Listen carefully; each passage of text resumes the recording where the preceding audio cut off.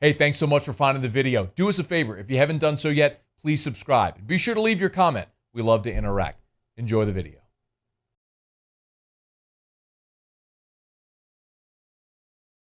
All right, y'all, Saints are moving on. They beat the Bears 21-9.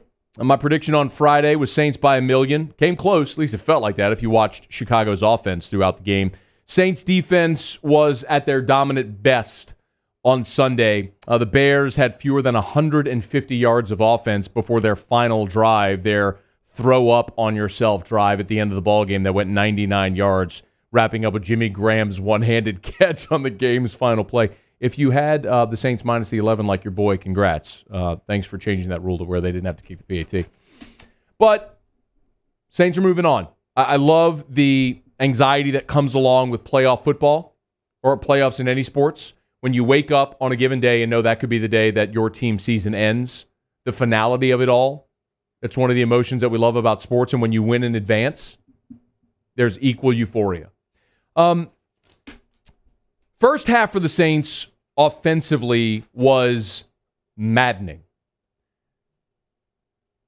A 7-3 halftime lead could have been in the neighborhood of 24-0. Could have been had the Saints taken advantage of opportunities that presented themselves. Opening drive of the ball game, the Saints moved the ball to the Bears' 38-yard line. And you punt. And you punted because you didn't really have any confidence in Will Lutz. And Will Lutz, later in the game, proved that that decision was probably the right one because Will Lutz missed a field goal again, because that's what Will Lutz does now. He misses field goals. By the way, the Saints on Monday signed Blair Walsh to their practice squad because they need an option if Will Lutz continues with his yips that he seemingly has right now. After the Saints don't score on that first drive, they did add the first touchdown. Mike Thomas was awesome. A beautiful play call with Taysom Hill in the game. Deonte Harris streaking down the field, was behind the defensive back, and Taysom Hill patting the football or doing something a bit more graphic to the football if we were asking our friend Rohan Davey. Held on to it too long, the ball gets stripped, fumble, and the Bears end up with a field goal in that spot, which should have been a touchdown for the Saints, ends up being a 10-point swing. Also, a scoop and score for the Saints came off the board due to review. There were so many options and opportunities in this ball game, especially in the first half, for the Saints to have put this thing far out of reach, but didn't. But thankfully, on this day, the Saints defense was at their best.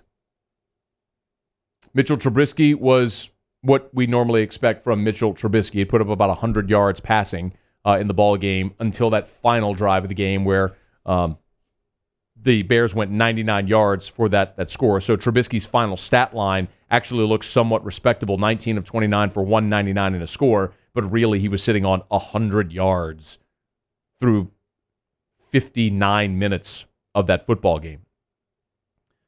Saints defense held the Bears to just 48 rushing yards. David Montgomery never got going, 12 carries for 31. Bottom line is, the New Orleans Saints defense is spectacular. They are the best defense in the NFL, and when they play like that, they will have an opportunity to beat anyone on their schedule, and yes, I mean anyone they face in the playoffs moving forward. We have a legitimate problem that we have to discuss with Will Lutz. Because at this point, I don't know how Sean Payton trusts Will Lutz. Maybe Blair Walsh is the answer going into the game against Tampa this weekend. What I would rather see is something throughout this week that gives Payton confidence that Will Lutz has flipped whatever switch that had been on for so long that is now off.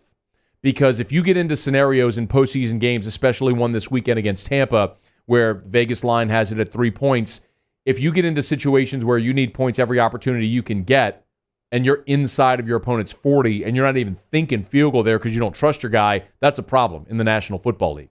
A major problem in the National Football League. I mean, I don't have any great solution for you. So if you came here hoping for a solution for Will Lutz, I don't have it. Call Dr. Brett McCabe. Get him a sports psychologist. Whatever it's going to take to get him between the ears to fix whatever's wrong, do it, and do it in a hurry. The Saints' offense showed also in this ball game that they were more than capable of playing ball control if they needed to. When you look at the time of possession, that tells a giant part of the story. The Saints had the ball for 39 minutes, 38:58 to be exact. But when you go look at the drives that the Saints put together, especially in the second half, those touchdown drives, 12 plays, 85 yards, 729. 15 plays, 64 yards, 851. My God, if that isn't a Les Miles drive, if you ever seen one. 15 plays that covered 64 yards and 851. And then the last drive of the game for New Orleans, which looked like it was going to end in the Breeze Leap touchdown on the fourth down that was taken off the board. 11 plays, 67 yards, 519. The Saints chewed up the clock. They never let Mitch Trubisky and the Bears offense even have an opportunity, and the few opportunities they did have, the Saints defense completely smothered them. So that was a dominant performance defensively by the Saints. Certainly would have liked to have seen more offensively, but in way of scoring when they had the opportunities to do so.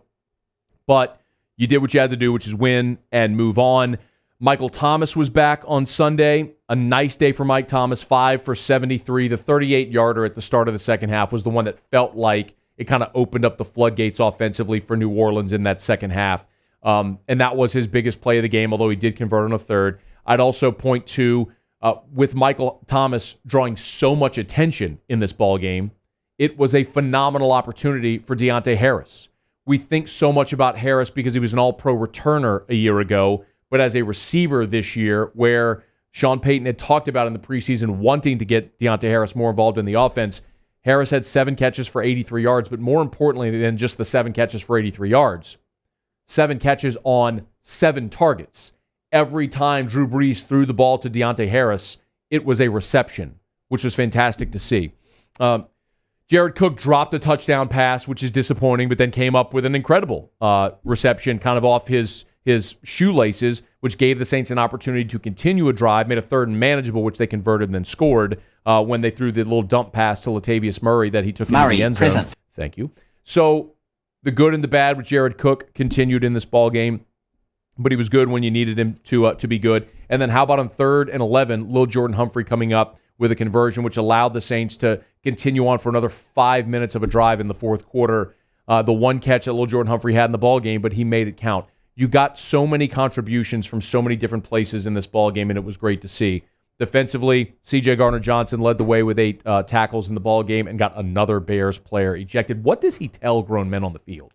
Like, what does C.J. Gardner-Johnson tell these adult humans on the field that make them lose their senses and sensibilities and punch him and get ejected? I've said it a million times. When that guy was at Florida, I hated him. When the Saints drafted him, I did backflips.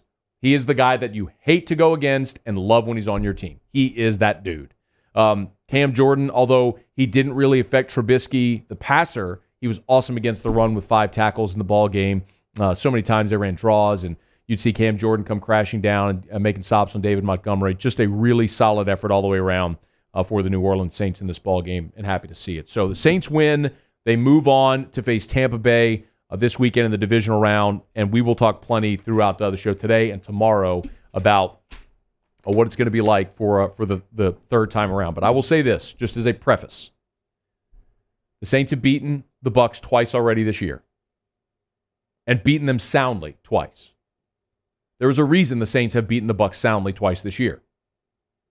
The Saints are much better than Tampa Bay, and they're going to be better than Tampa Bay on Sunday as well. Hey, thanks so much for watching. Please leave your comments. I love to interact, and be sure to hit the red subscribe button below.